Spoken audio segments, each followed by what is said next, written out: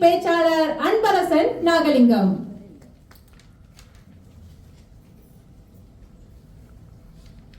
மத்தியான சாப்பாடு இங்கே முடிச்சிடலாம். நைட்டு சாப்பாட்டுக்கு போய் சட்னி அரைக்கணுமா இல்லை ஃப்ரிட்ஜில் உள்ள முந்தா நாள் சட்னியே போதுமானு யோசிச்சுட்டு இருக்கும் பெண்களே. 10 நாளைக்கு முன்னாடி அரைச்ச சட்னியாக இருந்தாலும் பரவாயில்ல, தயவு செய்து கொண்டு வந்து வைமா அப்படின்னு கெஞ்சும் எண்ணின ஆண்களே, உங்கள் அனைவருக்கும் என் அன்பான வணக்கம். ஆம்பளை பிள்ளையே வேண்டாம்னு கோயில் கோவிலா ஏறி இறங்கின குடும்பம் தான் எங்கள் குடும்பம். ஏன்னா ஏற்கனவே 4 தலைமுறை வீட்டில் இருக்கு. பிறக்க போறனாச்சும் பொம்பளை பிள்ளையா பிறக்குதுன்னு வேண்டியும் 5ஆவதா ஆம்பளை பிள்ளையா வீட்லயே பண்ணவன் தான் நான். பிரசவம் பார்த்த கிளவி இதுவும் ஆம்பளை பிள்ளை தான் சொல்லுதும் வீடு அழ ஆரம்பிச்சிட்டு. இது பிறந்த விடா இல்லை இடம் விடான்னு தெரியல, ஒரு மோளம் மட்டும்தான் மிச்சம்.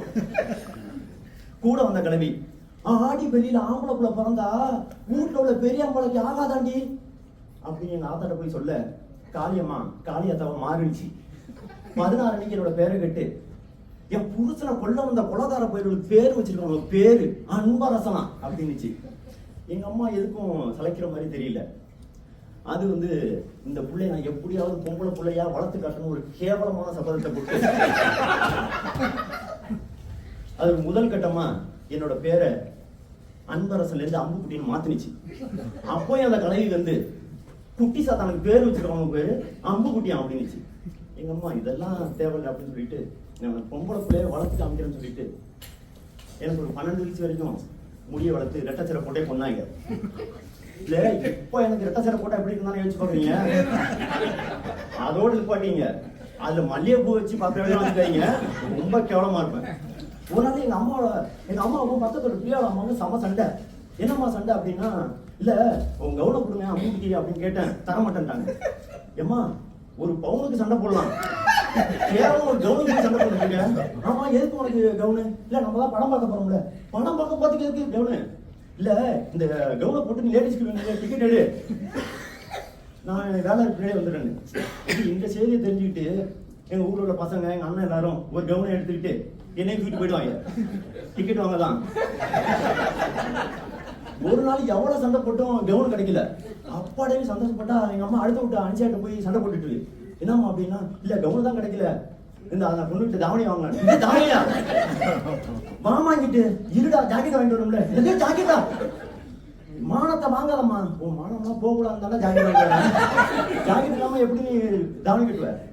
அதான் முடியலன்னா வாங்கிட்டு தான் வாங்கிட்டு வந்த, எனக்கு பிடிச்ச ரோஸ் கலர் வாங்கிட்டு வந்துருக்கோம்ல, இல்ல கட்டுறதுன்னு முடிவாயிடுச்சு, நமக்கு அது பிடிச்சதுனாச்சும் கட்டணும்ல அப்படின்னு பார்த்தா. சரி இந்த அடுத்த விட்டு பார்வதி இருக்கால, ஆமா அவன் வேற தானே இருப்பா, ஆமா என் வேற எதுக்கு கேட்கிறேன், இல்ல அவட்ட தான் வாங்கணும். என்ன வாங்கணும்? உள்பாவடை. என்னது உள்பாவடையா? அம்மா ஆமா இப்படி என்னை கேவலப்படுத்தி அப்படி போய் என்ன படம் பார்க்க போற நீ? தாவணி கனவு.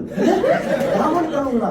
இல்ல கனவுல தாவணி போட்டு பொண்ணுங்களா டூயிட் பாயிண்ட் என்னைய கூப்பிட்டுட்டு தாவணி போட்டுக்கிட்டு ஒரு தாவணி கனவு டிக்கெட் எடுத்துறியா? அவங்களா கேவலம் அல்ல அப்படின்னு பார்த்தா மறுநாள் இன்னொரு பொண்ணு போட்டு திட்டிக்கிட்டு இருக்கு.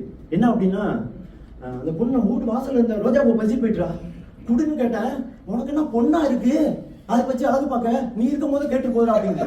அம்மா இதெல்லாம் ரொம்ப கேவலம் அப்படின்னு சொல்லிட்டு நேரா பள்ளிக்கூடத்துக்கு போறேன். பள்ளிக்கூடத்துல என் பைப்படியில் என் காலை கழுவுனதை பார்த்துட்டு என் காலில் எல்லாம் பார்த்து சிரிக்க ஆரம்பிச்சாங்க. என்னன்னு பார்த்தா எங்க அம்மா எனக்கு மருதாணி கொலுசு போட்டு இருந்துச்சு. எல்லாரும் சிரிச்சா. அவங்க டீச்சர் இங்க உங்களை சிரிக்கவங்களை திட்டுன்னு பார்த்தா, ஏய் உன் வீட்டுல மருதாணி சூப்பரா சவந்திருக்குடா, என் வீட்டுல சவக்கவே இல்லை, நாளைக்கு ஒரு கட்டு வச்சுட்டு வரையானுச்சு. ஏமா நீங்க வேற அப்படின்னு சொல்லிட்டு நேரம் வீட்டு வந்து, ஏமா எல்லாரும் என்னை கேவலப்படுத்திட்டு இருக்காங்க எங்க ஆளை பார்த்து அப்படின்னா. அதுக்கு தானே நான் சொன்னேன். என்ன சொன்னேன்? போகும்போது நல்லா பொம்பளை பிள்ளைக்கு போற வாதி வச்சு செருப்பு வாங்கி வச்சிருக்கேன், போது போடான்னு சொன்னேன். கேட்டியா நீ?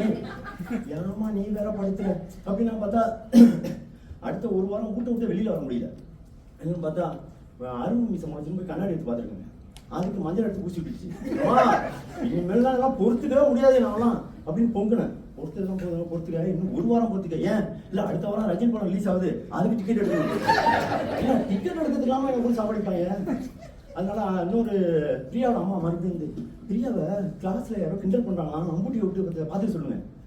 என்னது என் பொண்ணு மாதிரி உன் பொண்ணே அடக்கம் அப்படின்னு என் அம்மா திட்ட நேரா பள்ளிக்கூடத்துக்கு போறேன். எந்த பசங்கள்கிட்டையும் நான் போய் பேச முடியாது, எந்த பொண்ணுங்களையும் என்கிட்ட பேசாது அப்படின்னு நானே வருத்தத்துல இருந்தா, அங்கேயிருந்து ஒரு புதுக்குன்னு ஒரு பையன் இப்படிதான் மச்சான் நம்மள மனசை யாருமே புரிஞ்ச மாட்டாங்களா, டேய் நீ அவனா, நீ நான் உண்மையில ஆம்பளடா. வீட்டுக்கு வந்தா எங்க அம்மா வந்து கபடி விளையாட போனவங்க என்னை பிடிச்சி அடிச்சுட்டு இருக்கு. என்ன பொம்பளை பிள்ளைக்கெல்லாம் கபடி வேணும் அப்படின்னு. அதுலேருந்து பல்லாங்குழி சில்லு போட்டு அதான் விளையாண்டுட்டு இருந்தேன். ஒரு பையன் ஜெயிக்க முடியாத பல்லாங்குழி தான். ஒரு நாள் காலங்காத்தால எங்க அம்மா தோசை ஊற்ற ஆரம்பிச்சு. நானும் ஆசையா தட்டை எடுத்துட்டு போய் தோசையில் உட்காந்து சாப்பிடலாம்னு பார்த்தா, இங்க வா பொம்பளை பிள்ளைக்கு என்ன இப்ப காலையில் அண்ணனுக்குலாம் தோசை ஊற்றி தான் நீ கடைசியில் சாப்பிடணும். ஐயோ, எங்க அண்ணன்லாம் தோசை சாப்பிடுவாங்க.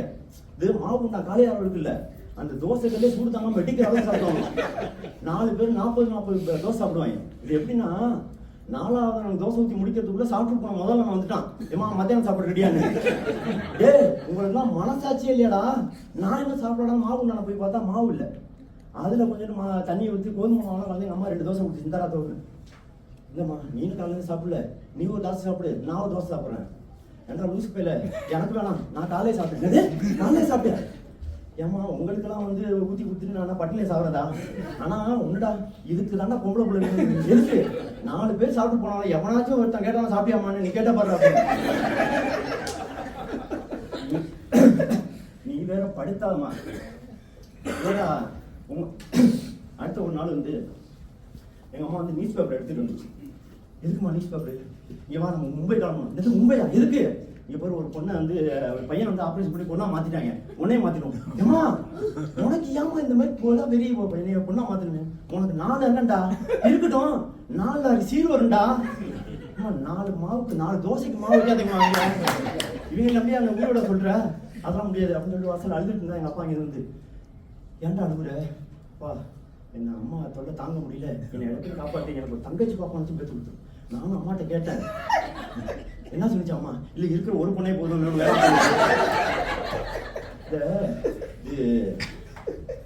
இந்த அம்புக்குட்டி ஏன் பொண்ணா பிறக்கணும் எங்க அம்மா வேணாங்களோ, எனக்கு இந்த அம்புக்குட்டிக்கு ஒரு குட்டி பெண் குழந்தை பிறந்தப்பதான் தெரிஞ்சு. பெண் குழந்தைகள் வாழும் வீடு தேவதைகள் வாழும் சும்மா சொல்லல. இப்ப நாங்க பெண் குழந்தை சந்தோஷமா இருந்திருக்கோம். புகழேந்தி செந்தாமரை. அனைவருக்கும் வணக்கம். இன்று என்னோட தலைப்பு கைபேசி பேசினாள்.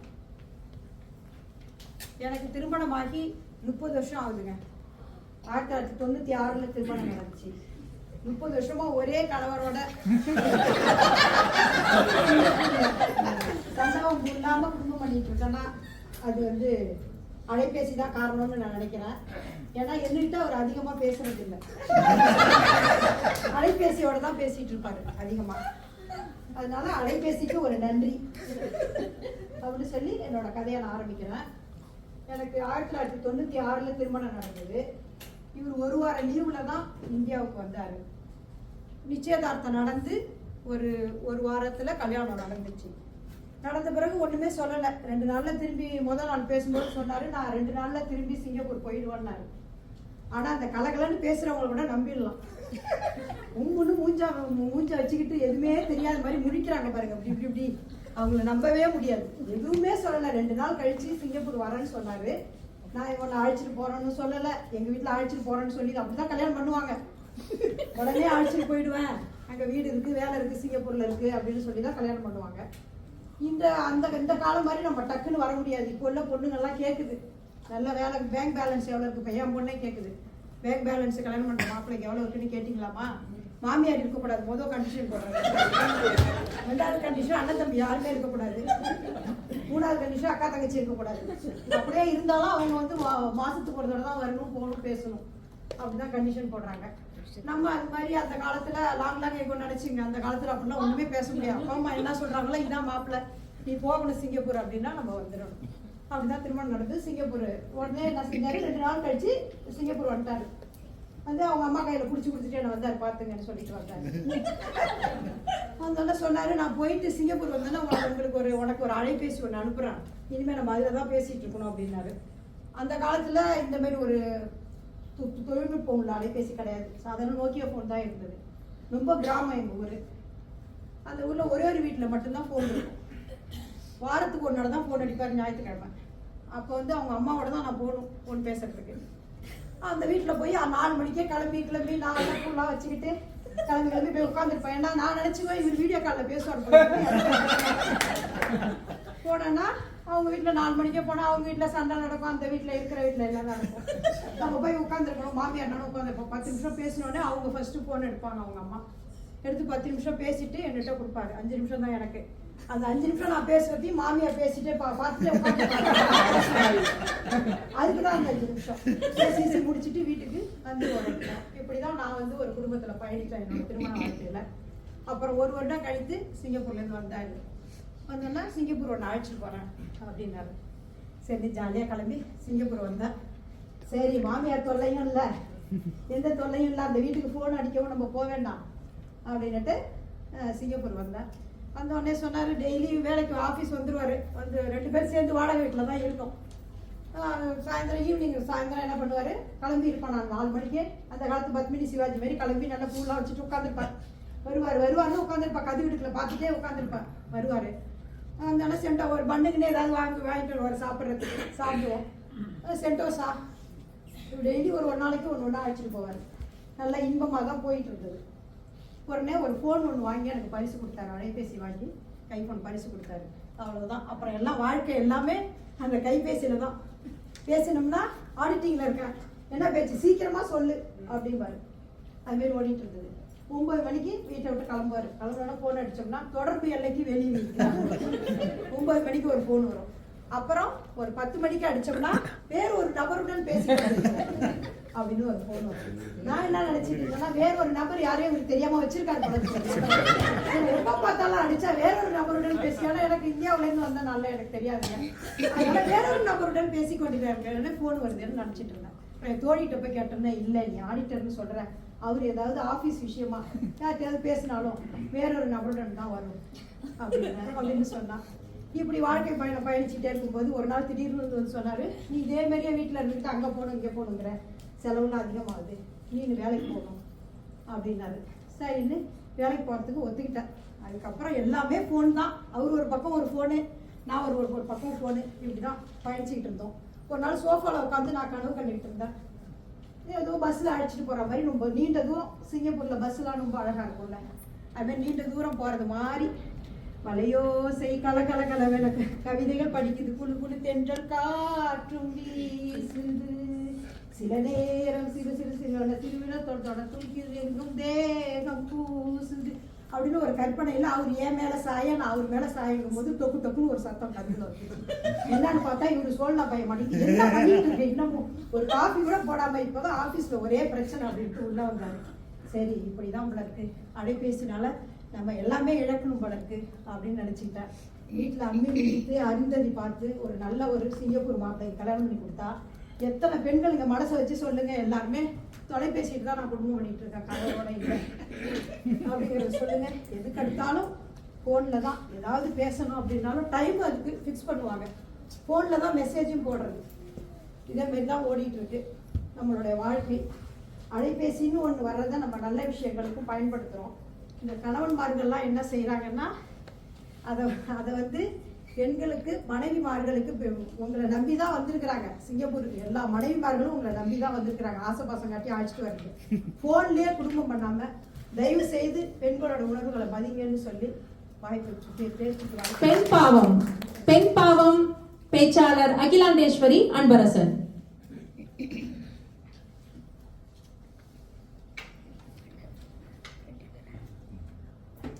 பொண்டாட்டி பத்தி மட்டுமே ஜோக் சொல்லும் ஆணாதிக்க ஆண்களே, இந்த மாதிரி எல்லாம் ஜோக்க சொல்லி எப்ப பார்த்தாலும் கழுவி ஊத்துறாங்களே, இவங்களுக்கு ஒரு பாயசத்தை போற்றுவோமா என்று யோசிக்கும் என் இன பெண்களே, உங்கள் அனைவருக்கும் வணக்கம். இந்த வசந்த மாமா மாதிரி எல்லாரையும் திட்டிக்கிட்டு ஆடிக்கிட்டு ஓடிக்கிட்டு ரொம்ப வசந்தமா இருந்த வாழ்க்கைய ஒரே ஒரு கல்யாணத்தை பண்ணி எங்க அப்பா காலி பண்ணுவாருன்னு நான் நினைக்கவே இல்லைங்க. ஒரு நாள் எங்க அப்பா வந்துட்டு, அம்மா உனக்கு கல்யாணம், என் அக்கா பையனுக்கு கல்யாண வயசு வந்துட்டு அதனால பொண்ணு கேட்டாங்க, முடிச்சுட்டேன்னாரு. உடனே நான் எப்ப அதெல்லாம் முடியாது அப்படின்னா எங்க அப்பா ஒண்ணு சொன்னாருங்க, மா உனக்கு வருங்காலத்துல மாமியார் பிரச்சனை இல்ல, அதை விட ரொம்ப ரொம்ப முக்கியம் நாத்தனார் பிரச்சனை இல்லவே இல்லை அப்படின்னாரு. நானும் இதெல்லாம் யோசிச்சேன். பட் அந்த டீலிங் எனக்கு ரொம்ப பிடிச்சிருந்ததுனால ஓகே சொல்லிட்டேன். என்னடா இந்த கிரைட்டீரியாக்கெல்லாம் இந்த பொண்ணு ஓகே சொல்லியிருக்கேன், இவ்வளவு கேவலமான குடும்பமா இருக்கீங்களா நீங்க நினைச்சிடாதீங்க. அவ்வளவு கேவலமானவங்களா நாங்க இல்ல, ஆனா கொஞ்சம் கேவலமானவங்க தான். நாத்தனார் இல்ல மாமியார் இல்லன்னு சொன்ன எங்க மக்கு அப்பா என் புருஷனுக்கு 4 அண்ணிங்கிறத மட்டும் சொல்ல மறந்துட்டாரு. அதான் எனக்கு 4 ஓப்படியா, அதனால எனக்கு ஓப்படியா இல்ல, நானே தேடி வச்சுக்கிட்டேன் எனக்கு ஆப்படியா. ஒவ்வொன்னும் ஒவ்வொரு ரகங்க. வீட்டுக்குள்ள நுழைஞ்சாலே 4 மூளைக்கு போயிட்டு இருக்கோம். எல்லாம் இஞ்சி தின்ன குரங்கு மாதிரி இப்படியே போயிட்டு இருக்கோம். ஒண்ணுத்துக்கு ஒண்ணும் பேசிக்காது, ஆனா என்ன வேலை வாங்க மட்டும் எல்லாம் பேசும். போற வர பொக்கத்த ஊருக்கு போற வரவெல்லாம் நாட்டாமையா. அதே மாதிரி மாமியா இல்லாத வீட்டுக்கு நான் தான் மாமியான்னு ஒவ்வொன்னும் நினைச்சுக்கோ. அதை எல்லாத்தையும் சேர்ந்து என்னைய வேலை வாங்க மட்டும்தான். மாப்பு போடுற வடிவுல ஒரு ஆப்பு வரும் நான் எதிர்பார்க்கலங்க. ஒரு நாள் மாப்பு போட சொன்னாங்க, நானும் மாப்பு போட்டேன். அங்கேருந்து என் ஓப்படியா வந்து எட்டி பார்த்து, நான் மாப்பு போட்டா தரையில மூஞ்சி தெரியுமா, நம்ம வாய வச்சுக்கிட்டு சும்மா இல்லாம மாப்பு போடுற மூஞ்சி பாக்குறாண்டா போய் கண்ணாடிய பாருங்களேன், ஏன் வந்து தரைய பாக்குறீங்கன்னு கேட்க அன்னைக்கு ஆரம்பிச்சதுங்க எனக்கு ஏழ்ற. அடுத்தது ஒரு நாள் காலையில காப்பியில இனிப்பு இல்லைன்னு சொன்னேன். உடனே ஓப்பியா இங்க வா, இனிமே நீதான் காப்பி போடணும்ட்டு. சரி காப்பி தானே போட முடியாதான்னு பார்த்தா என் வீட்டுல என்னையும் சேர்த்து 21 பேரா. 4 வேளைக்கு காலையில காப்பி போடுற, மதியானம் காப்பி கேட்கறாங்க, சாயந்தரம் காப்பி கேட்கறாங்க, நைட்டு காப்பி கேட்கறாங்க. 84 கப்பு காப்பி போட்டிருக்காங்க. இதுல யாரு காப்பி போடுறமோ அவங்கதான் அந்த காப்பி கப்பையும் கழுவணுமா. 84 கப்பு கழுவி இருக்காங்க. இதே ஒரு டீ கடை வச்சிருந்தா கூட ஒரு பிசினஸ் உமன் ஆயிருக்கும், இல்லைன்னா ஒரு பிரதமராவது நான் ஆயிருப்பாங்க. தோசை வடிவுல ஒரு பூசை வரும் நான் எதிர்பார்க்கலங்க. என் மோப்படியா பையன் பசிக்குதுன்னு நானே ஒரு தோசை ஊத்தி கொடுத்தேன். சித்தி நல்லா மொறுமொறுன்னு தோசை சுடுது. சித்தி மாதிரி யாருமே தோசை சுட மாட்டாங்க. குடும்பத்தையே கூப்பிட்டு உட்கார வச்சுட்டான். நானும் நல்லா தானே தோசை ஊத்துறேன்னு ஊத்துறேன். எப்படின்னா இந்த பேச்சாளர் மன்றத்துல சேர்ந்தப்ப அரங்க பேச்சுல முதல் முறையா அரங்கமே அதனை பேசின அகிலாக்கு தான் முதல் பரிசு நாடாலாம் கொடுத்து ஏத்தி விட்டீங்க பாத்தீங்களா? அதே மாதிரிதான் ஏத்தி விட்டான். நானும் ஊத்துறேன். ஒவ்வொருத்தனும் 4 6 இல்லங்க தின்னுட்டே எந்திரிக்கவே மாட்டாங்க. இதுல என் மாமனாரோட அம்மா ஒண்ணு இருக்கு, அதெல்லாம் இன்னும் உசுரோட இருக்கு அப்படின்னு தானே நினைக்கிறீங்க. எனக்குன்னா எல்லாரும் இருப்பாங்களே. சகுனி கிளவி வந்து சொல்லுது, கேஸ் அடுப்புல தோசை ஊத்துனா என்னத்துக்கு ஆவறது, போய் கொல்லையில போய் விறகடுப்பை பத்த வச்சு ஊத்தான். சொன்னேன், இந்த விறகடுப்பெல்லாம் பத்த வச்சு ஊத்துனான்னு வச்சுக்க, கேஸ் இடத்துல ஊத்துறதுக்கே நான் நிமிந்துகிட்டு சாவுறேன், விறகடுப்பை பத்த வச்சு ஊத்துனேன்னு வச்சுக்க ஒன்னே மாதிரி கூணிதான் நடக்கணும் அப்படின்னா, பொண்ணுங்கண்ணா குனிஞ்ச தலை நிமிராம நடக்கணுங்குது. நான் சும்மா இருப்பேனா? நிமிர்ந்த நன்னடையும் நேர்கொண்ட பார்வையும் சொன்ன பாரதிய தெரியுமா அப்படின்னா, யாரா இருந்தா என்னம்மா, அவருக்கும் 4 தோசை நம்ம வீட்டுக்கு வந்துட்டு யாரும் பசியில போக மாட்டேங்குது. இவ்வளவு நடந்துட்டு இருக்கும்போது அங்கிருந்து என் ஓப்பியா சொல்லுது, அகிலா புது பொண்ணு நாளைக்கு உனக்கு பிடிச்ச டிஷ் செய்யறமா. என்னதுன்னா இடியாப்பமா, எவன் ஊத்தி சாவுறது, இடிய தூக்கிய தலையில போட்டுட்டு ஏமா உங்கள்ட்ட எல்லாம் குடும்பம் பண்ண முடியாதுன்னு கோச்சுக்கிட்டு எங்க அப்பாட்ட போயிட்டேன். எங்க அப்பா, என்னம்மா ரொம்ப சந்தோஷமா வர, டான்ஸ் எல்லாம் ஆடிட்டு வரவான்.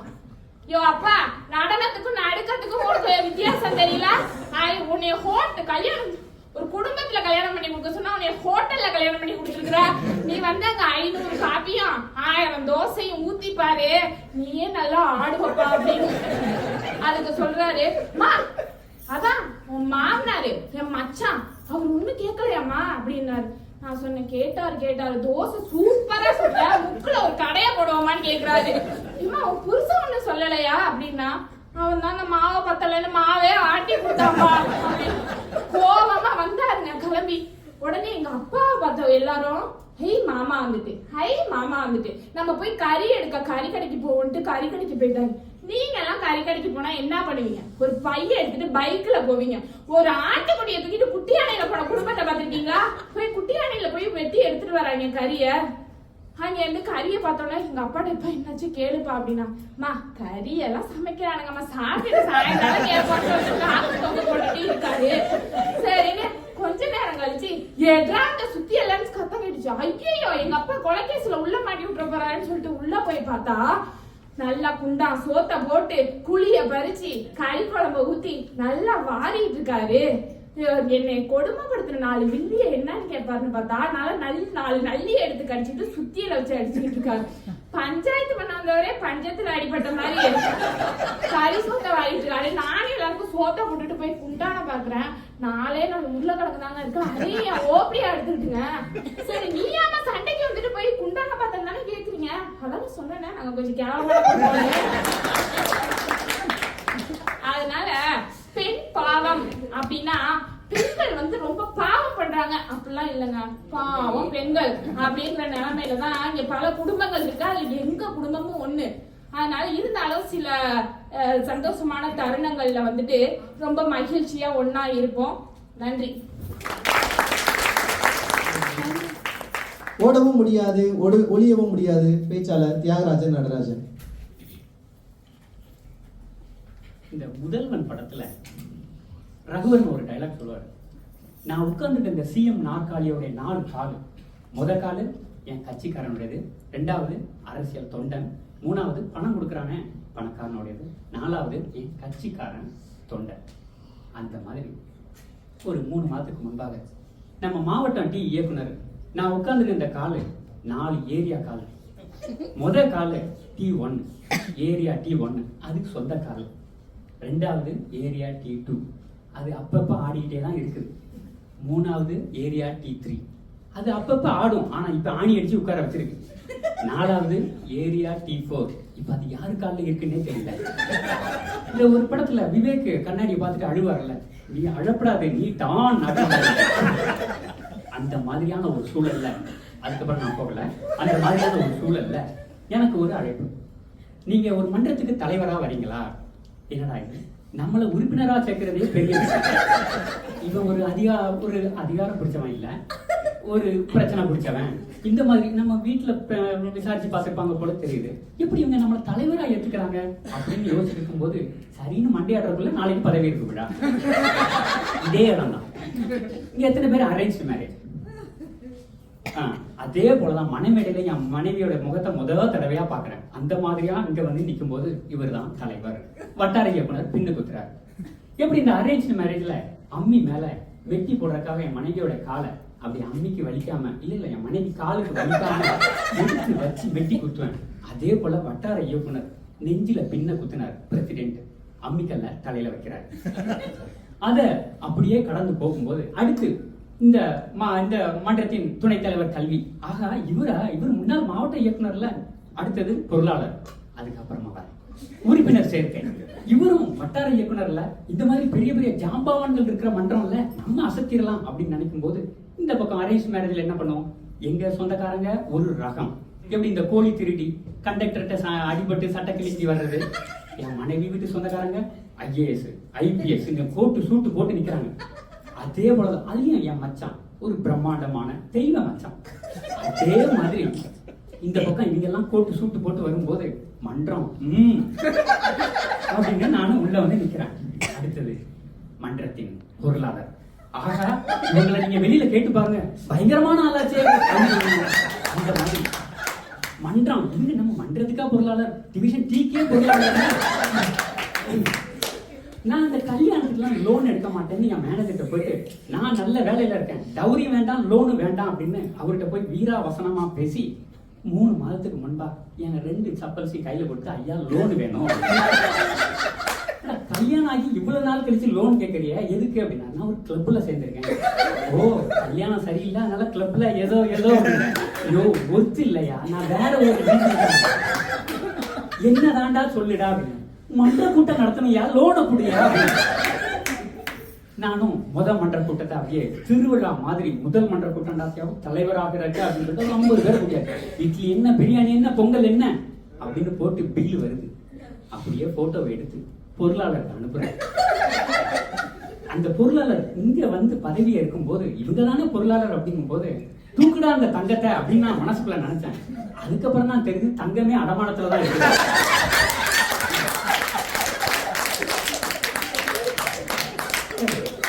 நானும் முதல் மன்ற கூட்டத்தோட பில்லை எடுத்து போட்டோ எடுத்து அனுப்புறேன். அது அசிங்கமா போட்டோ எடுத்து அனுப்புறியாடா, ஸ்கேன் பண்ணி அனுப்புறா. வாட்ஸ்அப்ல புதுசா ஃபெசிலிட்டி வந்திருக்குதான், ஸ்கேன் பண்ணலாம் கத்து கொடுத்தாங்க. ஸ்கேன் பண்ணி அனுப்பிச்சேன். சிங்கிள் டிக்கு, டபுள் டிக்கு, அப்புறம் ப்ளூ டிக்கு வந்துட்டு ஃபர்ஸ்ட் கேட் கிளியர் ஆயிடுச்சு. அதுக்கப்புறம் பொருளாதார இஸ் டைப்பிங் அப்படின்னு வந்துச்சு. நான் எதிர்பார்க்கிறது hi you from DBS you got $150 அந்த மெசேஜை எதிர்பார்க்காத வேலையில வந்துச்சு. காசு இல்ல, கண்ணு கண்ணு அப்படின்னா என்னடா கண்ணு மட்டும் வருது, கண்ணுதான் வருது, காசை வரலையே அப்படின்னு. இந்த கிழக்கே போகும் ரயில்ல ராதிகா உட்காந்துட்டு இருப்பாங்கல்ல, அந்த மாதிரி நான் காசுக்காக உட்கார்ந்துட்டு இருக்கிறேன். 2 மாசம் போயிடுச்சு. இந்த லட்சணத்துல 3வது மன்ற கூட்டம் ஒரு மன்ற தலைவரை நம்ம மன்றம் 2 சேர்ந்து செய்யணும், மன்றம் இணைந்து நனைந்து அப்படின்னு சொல்லிட்டு ஒரு பெரிய பில்ல தலையில கட்டி அவரு வேற கேட்கிறாரு, பில்ல நீங்க கட் பண்ணி அதாவது பிரிச்சு கொடுக்கணுமா. நான் சொல்லும் போது அதான் நீங்க லோன் போட்டிருக்கீங்களா அப்படின்னு. லோன் மன்றத்துக்கு எப்படிதான் தெரியுமோ தெரியல அப்படின்னு சொல்லிட்டு அடுத்ததாக எப்படியோ ப்ளூடிக்ல இருந்து கண்ணு. இந்த வேட்டையாட்டு விளையாட்டுல கமல் கேட்பாரு, என் கண்ணு வேணும் கேட்டியாமே அப்படின்னு கேட்பாரு. அடுத்த டைலாக் கமல் சொல்றாரு, கேட்ட மூடுறா அப்படின்பாரு. நான் சொல்ல முடியுமா, ஏன் இருக்கிற கண்ணையும் நல்ல கண்ணையும். இந்த மாதிரியான ஒரு சூழல்ல நமக்கு இந்த திருமணம் இந்த மாதிரி புரளி பேசுறதெல்லாம் கண்டிப்பா இருக்கும், காசிக்கலாம். அதையும் மனைவி வீட்டு சைடுனா ஒரு தடவை என் மனைவிக்கு போன் பண்ணி, அம்மா உன் வீட்டுக்காரரு ஃபேஸ்புக்ல போட்டோ போடுறாரு, ஒரு பொண்ணுக்கு ரிப்பன் கொடுக்குற மாதிரி போட்டோ. என் மனைவி, அண்ணி அது போட்டோ ரிப்பன் இல்ல, பெஸ்ட் ஸ்பீக்கர் அவார்டாமா, அதை கொடுத்து அவரு போட்டோ வாங்கிட்டாரு. நீ என்னமோ பண்ணுமா, ஆனா அவரு ஏதோ ஒண்ணு பண்ணிட்டு இருக்காரு அப்படிங்கிற மாதிரி அவங்க ஒரு காசு. ஆனா நம்ம டோஸ்ட் மாஸ்டர்ஸ்ல நம்ம என்னைக்காவது காசி பேசுவோமா? ஆமா போன மன்ற கூட்டத்துல ப்ரோக்ராம் ஷீட்ல அவங்க பேர் இல்லையா, ஐயோ கை இந்த பக்கம் போயிடுச்சு, இந்த பக்கம் ப்ரோக்ராம் ஷீட்ல அவங்க பேர் இல்லையா. அப்புறம் பிளேயர்ல லோகோ, அச்சோ லோகோவை பத்தி பேசிட்டானே பெரும் பிரச்சனையா இருக்கும். இதெல்லாம் நமக்கு தேவையா? நம்ம தான் பெரிய டோஸ்ட் மாஸ்டர், நம்ம புரளிலாம் பேசவே மாட்டோமே. ஆனா என்னுடைய லட்சியமே எனக்கு அடுத்த 9 மாசமும் மன்ற கூட்டத்தை நடத்துறதா, லோன் அடைக்கிறதுங்க. கையில் செய்து ஆதாரம் கொடுங்க.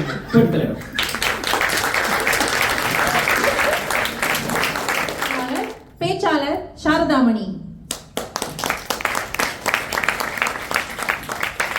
சொல்லுங்க மாமா குட்டி, சொல்லுங்க மாமா குட்டி. பேச்சாளர் சாரதாமணி. சொல்லுங்க மாமா குட்டி, சொல்லுங்க மாமா குட்டி. ஐயோ ஐயோ, இப்படி தாங்க எங்க போனாலும் என்னோட ஸ்ரீராமனின் புகழை பற்றி பாடாமல் என்னால் இருக்கவே முடியாது. ஆனா இன்னைக்கு அவர் புராணத்தை பாடக்கூடாதுன்னு ஒரு முடிவோட வந்திருக்கேங்க. ஆனா அந்த தெய்வத்தையே எனக்கு பரிசாக கொடுத்த அந்த மிக பெரும் தெய்வங்கள், மூலவராக காட்சியளிக்கும் என் மாமியாருக்கும் உச்சவராக காட்சியளிக்கும் என் மாமனாருக்கும் ஒரு பூஜையை போட்டுருலாங்க.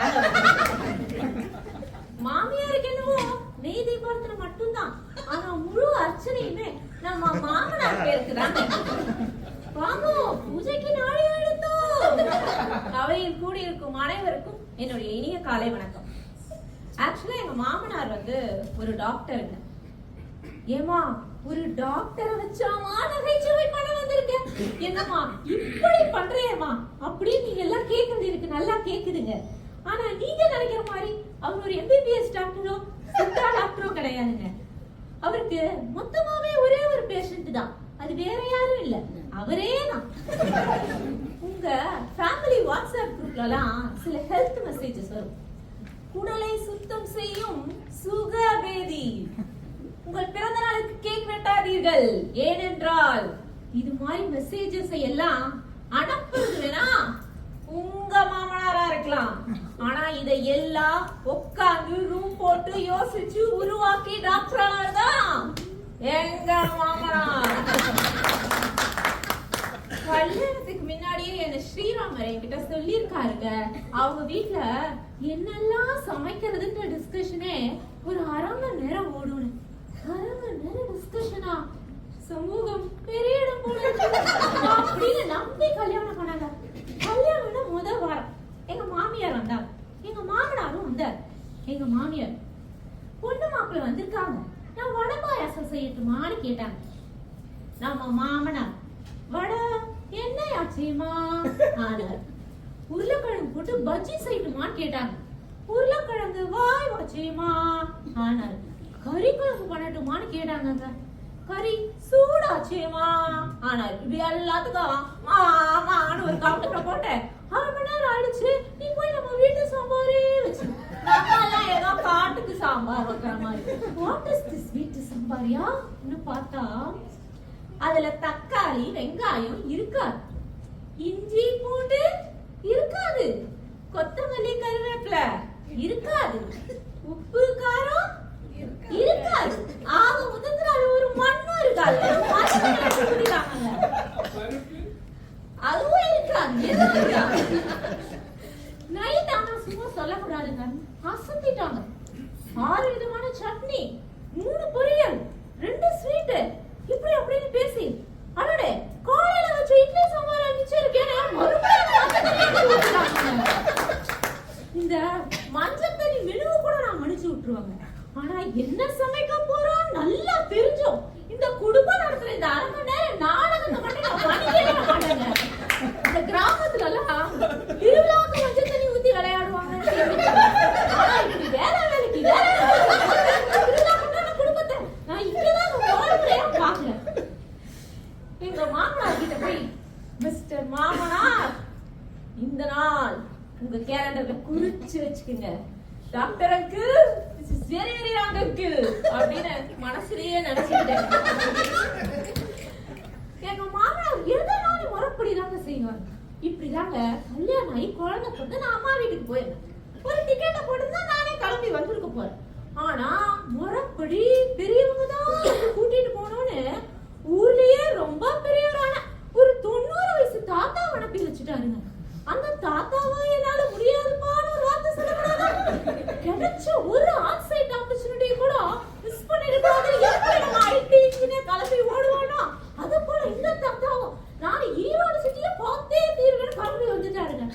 அப்புறம் ஒரு கையில இந்த தாத்தாவை பிடிச்சி, ஒரு கையில குழந்தைய பிடிச்சி பத்திரமா நான் ஊரு வந்து சேர்ந்த பாடு இருக்கு பாருங்க. அது எனக்கு மட்டும்தாங்க தெரியும். ஆனா ஒரு நல்ல காரியம் நடந்ததுங்க. எஸ், அந்த தாத்தாவோட காரியமே முறப்படி அவருக்கும் பாலை ஊத்திட்டாருங்க நம்ம மாமனார். டிக்கெட்டு வெயிட்டிங் லிஸ்ட்னு சொல்லும் போதே நான் யோசிச்சேன். முறைனா திருப்பி செஞ்சாதானே மரியாதை. முறைப்படி நம்மளும் வச்சு செய்யறான்ட்டு எங்க மாமனார் மாமியார டிக்கெட்டை போட்டு நம்ம ஏரியாவுக்கு வர வச்சாங்க. நம்ம சிங்கப்பூருக்கு வந்தாங்க. இனிமேல் நம்மளுடைய திருவிளையாடலை ஆரம்பிச்சிட வேண்டியதுதான் அப்படின்னு டிக்கெட்டை போட்டு வியட்நாம், லாவோஸ், இங்க அங்கன்னு டூரை கூட்டிட்டு போய் பீஸா பர்கர் வாங்கி கொடுத்து 4 நாள் வயிறு காய போட்டு 5ஆவது நாள் ஒரு இந்தியன் ரெஸ்டாரண்ட பார்த்தாங்களோ இல்லையா, இந்த வாயில வடசுற ஃபேமிலி குடுகுடுன்னு உள்ள ஓடுனாங்க. எங்க மாமனார் நம்ம டாக்டர், மா எனக்கு முதல்ல ஒரு காபி சொல்லிடுமா. ஆனார் காபி பித்தமாச்சே மாமா, பொங்கலாவது சொல்லிடுமா. ஆனார் பொங்கல் மந்தமாச்சே. இதுல என் பசங்க வேற மாமா தாத்தாக்கு நூடுல்ஸ் சொல்லிடுங்கம்மா. நூடுல்ஸா பாவண்டா, தாத்தாவே நூடுல்ஸ். இப்ப சொல்லுங்க மாமா குட்டி, வாட் நெக்ஸ்ட்? மா எனக்கு ஒண்ணுமே புரியலமா, நீ எதையாவது பார்த்து சொல்லிடுமா. மாமா இப்ப நான் உங்களுக்கு ஒரு ஹெல்த் டிப் கொடுக்கிறேன் மாமா. அலைச்சலான உடம்புக்கு அரிசி கஞ்சியே நான் அதையே போய் ஆர்டர் பண்ணிடுறேன் மாமான்னு போயிட்டாங்க. அப்புறம் வந்துச்சு பாருங்க, இட்லி, மசால் தோசை, பொங்கல், பூரின்னு ஒரு மினி டிஃபன். அவருக்கு வாயெல்லாம் பல்லுதாங்க. மலடா அண்ணாமலை கூட்டி கழிச்சு பாரு, கணக்கு சரியா வருது. நிகழ்ச்சி நெறியால இது நடந்தே தீரும். பேச்சாளர் பிரகாஷ் நடராஜன். என்னோட தலைப்பு பாத்தீங்கன்னா இது நடந்தே தீரும். ஆமாங்க, எனக்கு வந்து பாத்தீங்கன்னா ராசி பலன் வந்து ரொம்ப பிடிக்குங்க. வாழ்க்கையில வந்து 2 விஷயம் ரொம்ப பிடிக்கும். ஒண்ணு இந்த ராசி பலன், இன்னொன்னு என்னோட மனைவி. ஏன்னா இந்த 2 பேரும் தான் என் வாழ்க்கையில நடக்கிற விஷயத்த முன்கூட்டியே சொதப்புற விஷயத்த முன்னாடியே சொல்லுவாங்க. அதுவும் இல்லாம எப்படி பயம் கலந்த ஒரு உணர்வோட சொல்லுவாங்க. ஏன்டா இப்படி பைத்தியக்காரனா இருக்க அந்த ராசி பலனை பார்த்து அப்படின்னு கேட்குறீங்களா? அதுக்கு காரணம் 2. 1, அதனுடைய தலைப்பு. அந்த தலைப்பினால வந்தது ஈர்ப்பு. உதாரணத்துக்கு சொல்லுன்னா, தலைக்கீழாக மாற்ற போகும் குரு 200% உதச்சே சொல்றது நடக்கும். எல்லாம் அடிச்சு சொல்லுவோம். இப்பதான் இந்த ஜோதிடர் வந்து பாத்தீங்கன்னா ரொம்ப கோபக்காரன ஜோதிடர் நாட்டுக்கு உதச்செல்லாம் சொல்றாரு. அதுக்கப்புறம் பாத்தீங்கன்னா 200%, 100%. நான் கணக்கெல்லாம் படிக்கும்போது பாத்தீங்கன்னா 100% தான் தெரியும். என்னடா 200%? சரி கேட்டு பார்க்கலாமே கேட்டோம்னா, அப்ப சொன்னார் ஒரு ஜோதிடர், 10 ஜாதகத்துக்கு மேல் பார்த்த ஜோதிடர் உச்சம் பெற்ற ஒருவர் 200% சொல்லலாம், 100% சொல்லலாம் அப்படின்னாரு. சரி, இப்படிதான் இப்படி ஒரு தலைப்பு இருக்கா? இன்னொரு பிரமிப்பூட்டும் தலைப்பு ஒண்ணு இருக்கு. என்னன்னா, குரு வக்ர பயிற்சி பலன். உச்ச குரு வக்ர பயிற்சி பலன். எனக்கு வித்தியாசம் என்னடா, இதுக்கு 2க்கு வித்தியாசம் இருக்கான்னு சொல்லி பார்த்தா, சுலபமா சொன்னீங்களா, இது ஐபோன் ப்ரோ, இது ஐபோன் ப்ரோ மேக்ஸ், 2 வச்சு செய்வாங்க. சரி, இன்னொன்னு புள்ள இருக்கிற மாதிரி இன்னொரு தலைப்பு இருந்துச்சுங்க. அது எப்படி இருந்துச்சுன்னா, துரோகம் கண்ட சிங்கத்தின் கர்ஜனை இனி ஆரம்பம், எதிரிகளின் கூட்டம் இனி ஓடட்டும் அப்படின்னா புள்ளதான் அழிக்குதுங்க. இது மாதிரி ஒரு தலைப்புகள் இருந்தா யாருங்க பார்க்காம இருப்பாங்க கண்ணொலியில. சரி, இப்படியா இருக்குன்னு பார்த்துட்டா இன்னொன்னு, அது இந்த முக்கியமா கணவன்மார்கள். இந்த கணவன்மார்கள் பார்த்தீங்கன்னா, ஒரு கன்னி ராசி நேயர்களே, இனி உங்களுக்கு சொன்னது நடக்கும், சொல்லாததும் நடக்கும். என்னடா சொல்லாத நடக்க சின்ன குட்டியோட போட்டிருக்காங்க. மனைவிமார்கள் பணி நிமித்தமாக வெளிநாடு செல்ல வாய்ப்பு உண்டு அப்படின்னு போட்டாங்க. ஸோ அதனால பார்த்தீங்கன்னா அவங்களுக்கு வந்து நல்ல விஷயங்களும் நடக்கலாம், கெட்ட விஷயங்களும் நடக்கலாம். சரி, இப்படியே வாழ்க்கையில் போயிட்டு இருக்கும்போது ஒரு ஜோதிடர் வந்து பேசினார், மைக்க பிடிச்சிட்டு, கன்னி ராசி நேயர்களே, சுக்கிரன் உங்களை சுழற்றி அடிக்க போகிறார் அப்படின்னாரு. ஏற்கனவே நம்ம தான் ஏற்கனவே சுழட்டி அடிச்சுவங்க இருக்கோமே, இன்னும் சொல்லட்ட போறாரா அப்படின்னு சொல்லி பாத்தீங்கன்னா, அப்பதான் சொல்லுவார், புதன் உங்களை பார்த்து புன்னகை இருக்கிறார். இங்கேயோ சனி பகவானும் அவன் புன்னகை மட்டும்தான், மற்றதெல்லாம் நான் தான் அப்படின்னாருங்க. இப்படியே போயிட்டு இருக்க வாழ்க்கையில. சரி, நம்ம வாழ்க்கையில் அந்த சுவாரஸ்யமான விஷயங்களை கொஞ்சம் சொல்லலாம் சொல்லிட்டு தாங்க நான் இன்னைக்கு வந்திருக்கேன். தனலாபம். அன்பார்ந்த கன்னி ராசி நேயர்களே, உங்களுக்கு இன்னைக்கு பணமழை கொட்டும். அதுவும் டோட்டோ லாட்டரியில் விழுந்தால் அதிக சிறப்பு அப்படின்னாங்க. இதை நம்பி வேற என் பேர் லோன், என் பொண்டாட்டி பேர் லோன், என் புள்ள பேர் லோன், என் பையன் பேர் லோன், 4 ஐட்டோட்டம் வாங்க, 33 வெள்ளி, ஒன்னு 4 வாங்க. விழுந்துச்சுங்க. எங்க புக்கீஸ்ல வாங்கின விழுந்ததோ உட்லாண்ட்ஸ்ல என்ன, இந்த 10 சென்ட் தாங்க விழுந்துச்சு. அதையும் எடுக்கும்போது பக்கத்துல இருக்க ஆண்டி சொன்னாங்க, அப்பா அது என்னதுப்பா அப்படின்ட்டாங்க.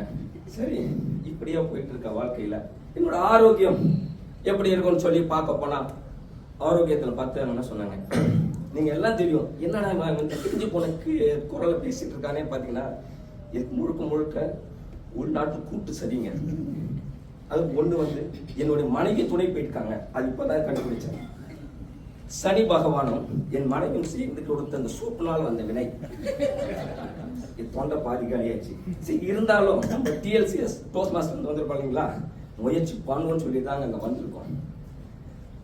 அதிர்ஷ்டம். சரி, இந்த அதிர்ஷ்டம் தான் நமக்கு இப்படி இருக்கே, அடுத்தது ஏதாச்சும் வேற ஏதாச்சும் நமக்கு ஒரு அதிர்ஷ்ட வாய்ப்புகள் இருக்குமா அப்படின்னு சொல்லி பார்க்கும்போது இருந்துச்சுங்க. சொன்னா, அன்பார்ந்த கன்னி ராசி நேயர்களே, உங்களுக்கான அதிர்ஷ்ட நிறம் மஞ்சள், உங்களுக்கான அதிர்ஷ்ட இடம் கோவில், அதிர்ஷ்ட எண் 9. ஐயோ, இதெல்லாம் நல்லா சொல்றாங்களே, தோட்டம் வாங்கலாமா இல்ல கோயில் போலாமா, சாமிக்கு வேண்டிட்டு போலாம்னு சொல்லிட்டு உடனே எடுத்தாங்க. மஞ்சள் கலர் சட்டை, பேண்ட், ஷூ எல்லாம் போட்டுட்டு போனாங்க. என் அண்டை வீட்டு ஒரு நாய் இருந்துச்சுங்க, குட்டோடு நாய்ங்க. அது லொல்லு கடிச்சு வாயில இருந்து ரத்தமே வந்துருச்சுங்க. அதுக்கு எப்பவுமே குலைக்காத நாய். ஒரு வாரத்துக்கு முன்னாடி கூட சொன்னாங்க மனைவி கிட்ட, அந்த நாய் பார்த்தீங்கன்னா குலைக்காது, இன்னைக்கு உடைச்சிருச்சு அப்படின்னாங்க. சரி, வாய் இல்லாத ஜீவனுக்கு வாய்க்கிருச்சு போடக்கூடாதுன்னு சொல்லிட்டு நான் அப்படியே நல்ல விறுவிறுன்னு சொல்லிட்டு பேருந்து நிலையத்துக்கு போனேன். அங்க போய் என்னுடைய பேருந்தாட்டையை அடித்தனா, சிகப்பு கலர் வெளியே உட்காந்து வெளியில போடாவும் அதிர்ஷ்டம் 9 இல்ல, சைபர் காசு இல்ல, வெளியே வந்துட்டேன். எப்படி இப்படியே வெளியில வந்துட்டானே, ஐயோ கோயிலுக்கு போய் முழுவமா என்னுடைய கைபேசியில் செயலில் எடுத்தேன், வாட்ஸ்அப் எடுத்து போட்டேன். ஈழம் உட்லாண்ட்ஸ் கோயில், முருகன் கோயில் புக்கு, டிரைவர் நாட் அவைலபிள். ஐயோ உருவமா டடா ஓகே உட்லாண்ட்ஸ் கோயில் book, your application is crashed அப்படின்னு. ஐயோ நம்ம கடைசி வரையும் கோயிலுக்கே போக முடியாதா? இப்படி ஒரு சோக நிலையில் இருக்கும்போது தான் எனக்கு ஒரு விஷயம் தோணுச்சு. சரி நம்ம பிரச்சனைகள் இருக்கே, நம்ம வீட்டுக்கு போகலாம். திரும்பி போகும்போது சரி நம்ம காதல் வாழ்க்கை எப்படி இருக்குன்னு சொல்லிட்டு கேட்டா, அன்பார்ந்த கன்னிராசி நேயர்களே, உங்களுடைய காதல் வாழ்க்கை இனி நல்ல சுபமா இருக்கும் அப்படின்னாங்க. என்னன்னு பார்த்தா உங்கள் மனைவி உங்களை பாராட்டுவார். அடங்க பாராட்டினாங்களா? ஆமாங்க பாராட்டினார். அன்பான கண்வன், அழகான கணவன் அப்படின்னு. அதுக்கப்புறம் சொன்னார், அந்த 2 பாத்திர சிக்கல் இருக்கு, அதை துவச்சு போட்டு வந்துரு, வாஷிங் மிஷின்ல இருக்கு, அதையும் தூக்கி போட்டு வந்துருந்தாங்க. சரி இதெல்லாம் விட்டுடலாங்க. இதெல்லாம் என்னன்னா ஜாதகத்துல வந்து பாத்தீங்கன்னா ஒரு சில நல்லது நடக்கும், கெட்டது நடக்கும், ஒரு சில சங்கடங்களும் நடக்கும். அந்த சங்கடங்கள் வந்து 1 2 இருக்கிறது இல்லாம 24 மணி நேரம் ஆக்கிராம பாத்துக்கோங்க. அதே மாதிரி 3 வருஷத்துக்கு முன்னாடி ஒரு போஸ்ட் மாஸ்டர் சொன்னார், சரி இன்னொரு ஜாதகர் சொன்னார், உன் வாழ்க்கையில் ஒரு அதிர்ஷ்டம் இருக்கும், அதனால் உனக்கு ஒரு வழி பிறக்கும். 3 வருஷத்துக்கு முன்னாடி போஸ்ட் மாஸ்டர்ல ஜாயின் பண்ணுங்க ஒரு உறுப்பினரா. ஆமா ஜாயின் பண்ண அந்த அதிர்ஷ்டம் கிடைச்சிட்டு நான் இன்னைக்கு உங்களுக்கு முன்னாடி பேசிட்டு இருக்கேன். அதே மாதிரி இந்த போஸ்ட் மாஸ்டர் வந்து ப்ரிப்பேர்ட் ஸ்பீச், அது வந்து பாத்தீங்கன்னா எவ்வளவு வெட்டர் இருப்பாங்க. அது வந்து நம்மள வந்து வாழ்க்கை அழிப்பதற்கு இல்லை, நம்மளை வளர்ப்பதற்கு. நன்றி.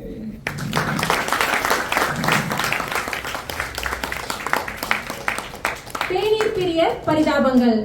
தேநீர் பிரியர் பரிதாபங்கள் பேச்சாளர் திருமூர்த்தி பழனிசாமி. ஐயா, நான் சுத்தி வளைச்சு பேச விரும்பல, நேரடியா என் மன்ற தலைவி பார்த்து கேட்கிறேன், நீங்க மன்றம் நடத்துறீங்களா இல்ல அராஜகம் நடத்துறீங்களா? புதுசா சேர்ந்த பச்சை பிள்ளையெல்லாம் பிடிச்சு போட்டியில சேர்ந்துக்கணும் இப்படி கிட்னி எடுக்கிற இடத்துல கூட்டிட்டு வந்து விட்டு இருக்கீங்களே, இரக்கம் இல்லையா உங்களுக்கு? வராத காமெடியா வானா அது எப்படி வரும்? சரி, நான் இங்க வந்து நிக்கிற கதையை உங்களுக்கு சொல்றேன். சில நாள் முன்னாடி ஒரு நண்பர் சிங்கப்பூர்ல நிறைய பேச்சாளர் மன்றம் இருக்கு, வா போய் பார்த்துட்டு வரலாம் அப்படின்னு சொல்லி கூட்டு வந்தார். இங்க வந்து பார்த்தா நிறைய பேர் கோட்டு போட்டு உட்காந்துட்டு இருக்காங்க. எனக்கு இந்த கோட்டு கூட்டம் இதெல்லாம் பார்த்தா ஒரே பயம். அதுக்கு ஒரு முன்கதை இருக்கு, அது என்னன்னு சொல்றேன். சென்னையில நான் வேலைக்கு சேர்ந்த புதுசுல நண்பர் ஒருத்தர் வந்து இந்த மாதிரி தான் திருவான்மையூர்ல ஒரு மீட்டிங் இருக்கு, வா போயிட்டு வரலான்னு ஒரு டீ வாங்கி கொடுத்து கூப்பிட்டு போனாரு. நான் வந்து ஒரு தேநீர் பிரியர், ஒரு டீ வாங்கி கொடுத்தா கேள்வி கேட்காம எங்க வேணா போவேன். அங்க போய் பார்த்தா என்ன மாதிரியே நிறைய ஆடுக உட்கார்ந்து இருந்துச்சு. கோட்டு போட்டு நிறைய பேர் பரபரப்பா பேசிட்டு இருந்தாங்க. அது என்னன்னு கேட்டா அது வந்து எம்எல்எம் கால் பிடிக்கிற கூட்டமா. அப்ப வந்து சதுரங்க வேட்ட படம் வரல, எனக்கு எம்எல்எம்னா என்னன்னு தெரியாது.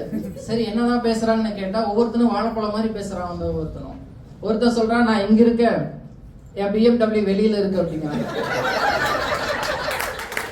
இன்னொருத்தன், இன்னும் வாடா மாச சம்பளம் வாங்கிட்டு இருக்கீங்க, வெக்கமா இல்ல, நான்லாம் காசுக்காக வேலை பார்க்கல, காசு எனக்காக வேலை பார்த்துட்டு இருக்கு அப்படிங்கிறாங்க. உன் நல்ல நேரம் எனக்கு இங்க வந்திருக்க, இனிமே எங்கேயோ போக போறேன் அப்படின்னு இவனுக்கு மண்டைய கழுவுனதுல என் காதுல ஒரு குரல் கேக்குது, வீரன் தான் கோடீஸ்வரனாக போவதாக உணர்கிறான். உடனே நாடி நரம்பெல்லாம் முறுக்கேறி 30,000 ரூபாய் எடுத்து கொடுத்து நான் உறுப்பினராக மாறிட்டு எம்எல்ஏல. இதுக்கப்புறம் நான் செய்ய வேண்டியதெல்லாம் ஒண்ணும் இல்லை, என்ன மாதிரி ஒரு 4 பேர்த்த டீ வாங்கி கொடுத்து கூட்டிட்டு வந்து அவங்கிட்ட விட்டா அவன் மண்டையை கழுவி எனக்கு கீழே சேர்த்து விட்டுருவான். நானும் வந்து பெரிய கோடீஸ்வரன் ஆயிடலாம், சிம்பிள் அப்படின்னு நினைச்சிட்டு என் நண்பர்களுக்கெல்லாம் கால் பண்ணி கூப்பிட்டேன். ஒரு பயிலும் இருக்கலையே, ஏன்னா நம்ம பேச்சு திறமை அப்படி எல்லாம் பிளாக் பண்ணி வச்சுட்டாங்க. அப்புறம் தோணுச்சு, அவசரப்பட்டியே குமாரு, அது என்ன பண்றது, என்னோட 30,000 ரூபாயும் மன நிம்மதியும் போயிடுச்சு. ஒரு டீக்கு 30,000ங்க, சரி கொஞ்சம் காஸ்ட்லியான டீ அப்படின்னு நினைச்சு மனசை சமாதானப்படுத்திட்டேன். இப்படி ஏமாந்து வந்து நிக்கிற என்னோட ஊர் என்னன்னு தெரிஞ்சா நீங்க பெருசா ஆச்சரியப்பட மாட்டீங்க. தமிழ்நாட்டுல ஏமாறுக்குன்னே நேர்ந்து விட்டு கோயம்புத்தூர்காரனா நானு. புதுசா யாராவது ஏமாத்தி பழகுனா எங்க ஊருக்கு வந்து பண்ணிட்டு போவாங்க. போன மாசம் ஏமாத்த வரீங்க இன்னும் வரல அப்படின்னு கூப்பிட்டு ஏமாறுறாளுங்க. நாங்க ஏதோ எங்க ஊர் பேரை நான் காப்பாத்திட்டேன். இதுதாங்க என்னோட முன்கதை. அதுல இருந்து எனக்கு அவனுங்க கோட்டு போட்டாளுங்க செஞ்சு விட்டதுல இருந்து எங்க கோட்டு போட்டவங்களை பார்த்தாலும் பயம். அதனாலதான் இன்னைக்கு கூட கோட்டு போடல, இதுக்காக மதிப்பெண்ணை குறைச்சிடாதீங்க. சரி, முதல் நாள் கூட்டத்துக்கு வரலாம். கோட்டு போட்டவங்க எல்லாம் பேச ஆரம்பிச்சாங்க. அப்ப ஒரு பொண்ணு என்னையவே பார்த்துட்டு இருந்தாங்க. சரி நம்மளை பார்த்து எது ஹெவியா லைக் பண்ண வச்சுது அப்படின்னு யோசிச்சு என்கிட்ட வந்து டக்குன்னு பேரை கேட்டாங்க. ஓ, அழகுல மயங்கிறது இதுதானா? ஆனா நான் ஜென்டில்மேன். உங்களுக்கு வயசு இருக்கு, வாழ்க்கை இருக்கு. எனக்கு ஒரு முறை கல்யாணம் ஆயிடுச்சு, மனசு அலபாய விட்டுறாதீங்க அப்படின்னு கூட்டம் முடிஞ்சு சொல்லலாம்னு நினைச்சேன். அப்புறம் பார்த்தா அடுத்ததா அரங்க பேச்சுன்னு ஒரு அங்க ஆரம்பிச்சாங்க. அதுல அந்த பெண் பேச்சாளர் தான் நடத்தினாங்க. அப்ப என் பேரை சொல்லி கூப்பிட்டு மைக்க கொடுத்தாங்க. ஓ, இதுக்கு தான் பேரை கேட்டீங்களா? நமக்கு வந்து இந்த பொண்ணு மைக்கு இது ரெண்டுல ஒன்ன பார்த்தாவே பேச்சு வராது. இது ரெண்டையும் ஒரு சேர பக்கத்துல பார்த்தா நாக்கு வறண்டுருச்சு, பேச்சு வரல. மேடைக்கு முன்னாடி இருக்கிறவங்கள மாதிரி 4 பேர் 4 கேள்வி கேட்டு ஒரு வழியை இறக்கி விட்டாங்க. கீழே போனா சிறப்பா பேசுனீங்க தம்பி அப்படின்னாங்க. இவங்க எல்லா தேடி அப்படிதான் சொல்லுவாங்க. எனக்கு அப்படி தெரியாது. மறுபடியும் அதே குரல் காதுல கேட்டுச்சு. வீரன் தன்னை மேடை பேச்சாளராக. ஆனா இப்பெல்லாம் அந்த 30,000 ரூபாய் போனதுக்கு அந்த குரலை நான் மதிக்கிறதே கிடையாது. சரி, நம்ம வந்த வேலை முடிஞ்சது, மைக்க பிடிச்ச மாதிரி ஸ்டேட்டஸ் போட போட்டோ எடுத்தாச்சு, கிளம்பலாம் அப்படின்னு சொல்லி கிளம்பும்போது ஒருத்தர் வந்து கேட்டாரு, தம்பி நீங்க ஏன் மன்றத்துல சேரக்கூடாது அப்படின்னாரு. இவர்கிட்ட இருந்து எப்படியா தப்பிச்சாருன்னு சொல்லி, நான் அலுவலகத்துல பிஸிங்க, சேர முடியாது அப்படின்னா. இல்ல, வார இறுதியில தான் இந்த மன்ற கூட்டம் எல்லாம் நடக்குது, நீங்க தாராளமா சேரலாம் அப்படின்னாரு. நான் வந்து வார இறுதியில எல்லாம் பேசி எப்படிங்க பேச்சாளர் ஆகிறது அப்படின்னா. அவரு சொன்னாரு, வாரம் ஃபுல்லா வீட்டுல இருந்துட்டு இறுதியில மட்டும் வந்து 7 நிமிஷம் பேசினா முதலமைச்சர் ஆயிடலாம்னு நினைக்கிறாங்க. ஒரு பேச்சாளராக முடியல என்ன அப்படின்னு சொன்னாரு. அப்படின்னு அவரு சொன்னாரு. சரி, நீ சேர்ந்தா பரவாயில்ல, சாப்பிட்டு போலான்னு சொல்லி இட்லியும் கேசரியும் கொடுத்தாங்க. அப்புறம் கேட்டா மாதம் இந்த மாதிரி சாப்பாடு கொடுப்பீங்களா? ஆமா அப்படின்னாரு. உடனே சந்தா கட்டி உறுப்பினரா சேர்ந்தாங்க. அதுக்கப்புறம் சொன்னாங்க, ஒரு மன்றத்துல சேர்ந்தா எந்த மன்றத்துக்கு வேணாலும் போலாம் அப்படின்னாங்க. அப்ப பார்த்து டிஎல்சிஎஸ்ல இருந்து என்ன வந்து பேசுறதுக்கு ஒரு வாய்ப்பு கொடுத்தாங்க. அங்க போனா சாப்பிட்டு வாங்க, கூட்ட ஆரம்பிக்கலாம் அப்படின்னாங்க. இது நல்லா இருக்கு அப்படின்னு சாப்பிட்டு போனா டீ வச்சிருந்தாங்க. நம்ம ஊர் சுவையில சிங்கப்பூர்ல தேநீர் கிடைக்கிறது, பால் கலந்த தேநீர் கொஞ்சம் அரிதுதான். ஆனா டிஎல்சிஎஸ் தேநீர் ரொம்ப சிறப்பா இருக்கு. அதனால 2 கையில 2 கப் தேநீர் எடுத்துட்டு போய் உட்காந்துட்டேன். அன்னையில இருந்து மாதம் டிஎல்சிஎஸ்ல ஏதாவது பொறுப்பு எடுத்துட்டு போயிடுவேன். அவங்களும் பையன் நம்ம மன்றத்து மேல ரொம்ப பாசமா இருக்கானே அப்படின்னு நினைச்சிட்டு இருக்காங்க. அவங்க என்னைக்கு டீ கொடுக்கறத நிறுத்துறாங்களோ அன்னைக்கு தான் என் செயலும் வந்து. இது போக இந்த மாதிரி போட்டிகள், சிஓடி இங்கெல்லாம் வந்தா சாப்பாடோட சேர்ந்து டீ காஃபின்னு 2மே வச்சிருப்பாங்க. அது 2ஐயும் கையில எடுத்துட்டு போய் உட்காந்துருவேன் நான். போன வாரம் கூட என்னோட மனைவி கேட்டாங்க, நம்ம குடும்பத்தோட வெளியே போய் சாப்பிட்டு ரொம்ப நாள் ஆச்சு, எங்கேயா கூட்டிட்டு போங்க அப்படின்னாங்க. ஒரு வாரம் பொறுமையா இருக்க சொல்லி இன்னைக்கு இங்க கூட்டிட்டு வந்தேன்.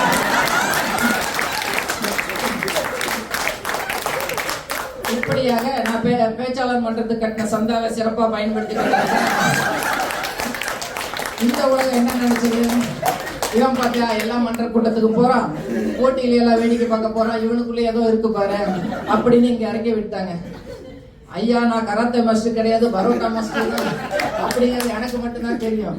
ஒரு டீக்கு ஆசைப்பட்டு அன்னைக்கு ஒரு 30,000 ரூபாய் போச்சு. அடுத்ததா இன்னைக்கு உங்க முன்னாடி இப்படி பரிதாபமா வந்து ஆட்டிக்கிட்டு இருக்கேன் நான். ஆனா ஒண்ணு, பேச்சாளர் மன்றத்துல உறுப்பினரா இல்லாதவங்களுக்கு எல்லாம் சொல்றேன், தண்ணி கேன் போட வந்த என்னையே இப்படி தமிழ் மேடையை நேற்று பேச வச்சிருக்காங்க.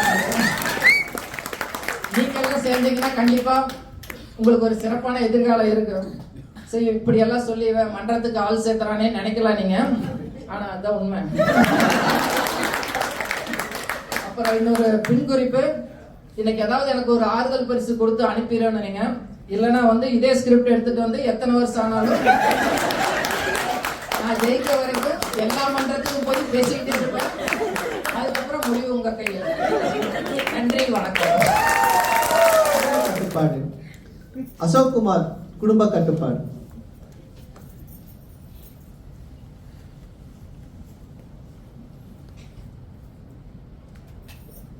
நான் பேசுறது உங்க எல்லாரும் கேக்குதா? அரங்க காவலர் தயாரா? இன்னைக்கு என்னுடைய மன்ற தலைவர் வரல, இருந்தாலும் எனக்கு நேராகவும் என்னுடைய இதயத்துல குடிகொண்டிருக்கும் அந்த மன்ற தலைவரை இங்க வச்சு இந்த கூட்டத்தை ஆரம்பிக்கிறேன். அதுக்கு முன்னாடி நீங்க எல்லாம் கொஞ்சம் உற்சாகமா கை தட்டிங்கனாக்கா நல்லா இருக்கும். அவையோர் அனைவருக்கும் என்னங்க என்னங்க எழுதுறீங்க? எப்ப பார்த்தாலும் கனவு காண்டிக்கிட்டே இருக்கீங்க. மன்ற கூட்டத்தை மண்டைக்குள்ளே நடத்திக்கிட்டு இருக்கீங்களே. கனவு காண்றப்ப ஒரு விவசாய வேணாமா? கோட்டை போட்டுட்டு வேற தூங்குறீங்க. கழட்டி வைங்க அப்படின்னாங்க. நானும் கலட்டி வச்சுட்டு திரும்பி பாக்குறேங்க. உடனே குடுக்குன்னு என் மனைவி வந்து, என்னங்க என்ன பண்ணி வச்சீங்க?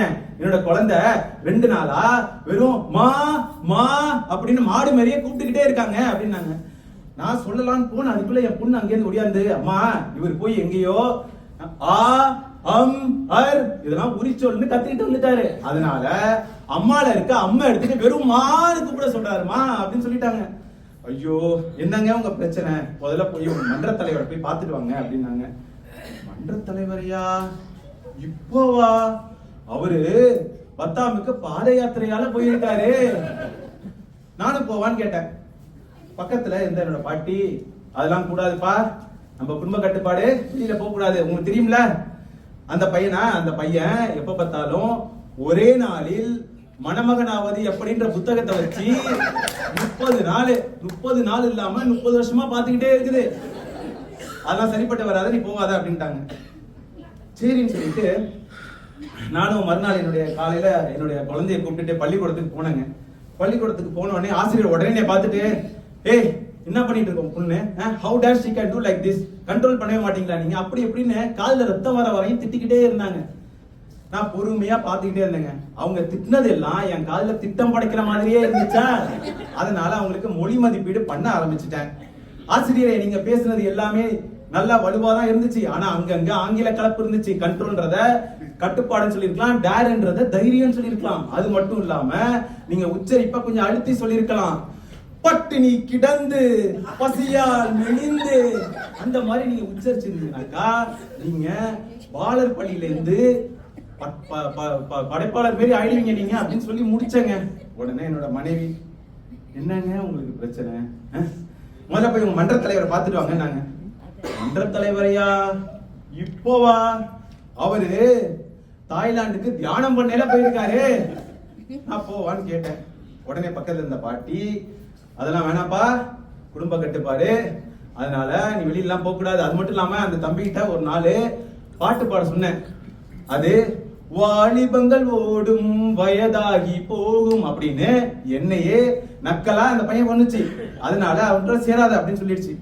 சரி என்னடா சொல்லிட்டு வீட்டுக்கு வந்தோடனே என்னுடைய மனைவி அங்கிருந்து தோசை சுட்டு கொண்டாந்து கொடுத்தாங்க. கொடுத்த உடனே முன்னெல்லாம் நல்லா இருக்கு நல்லா இல்ல அப்படின்னு சொல்லிட்டு விட்டுருவாங்க. ஆனா இப்பெல்லாம் எப்படி தெரியுமா சொல்ல ஆரம்பிச்சுட்டேன், உன்னுடைய சிறப்பு அம்சங்கள் என்னன்னு பார்ப்போம். உன்னுடைய தோசை நல்லா வட்டமாக இந்த டோஸ்ட் மாஸ்டர் குளோப் மாதிரியே அழகா இருக்குது. இப்போ உன்னுடைய மேம்பாடெல்லாம் என்னன்றத சொல்றேன். அடுப்புல தீய ஏற்ற இறக்கத்தோட வச்சிருந்தீங்கன்னாக்கா தோசை நல்லா முருகலா வந்திருக்கும். அது மட்டும் இல்லாம அந்த விழித்தொடர்போட அந்த தோசையை திருப்பி போட்டிருந்தீங்கன்னாக்கா கருகாம வந்திருக்கும். அது மட்டும் இல்லாம தோசைக்கல்லோட எல்லை இங்க இருந்து இது வரையும் இருக்குது. ஆனா நீ அது எல்லாத்தையுமே செய்யாம ஒரு ஊத்தப்ப மாதிரி சின்னதா ஊத்தி இருக்க. நீனு நான் சொன்ன இந்த மேம்பாடெல்லாம் வச்சிருந்தீனாக்கா வருங்காலத்துல நீ பெரிய டிஸ்டிங்விஷ்டு தோசா மேக்கரா மாறிடுவ.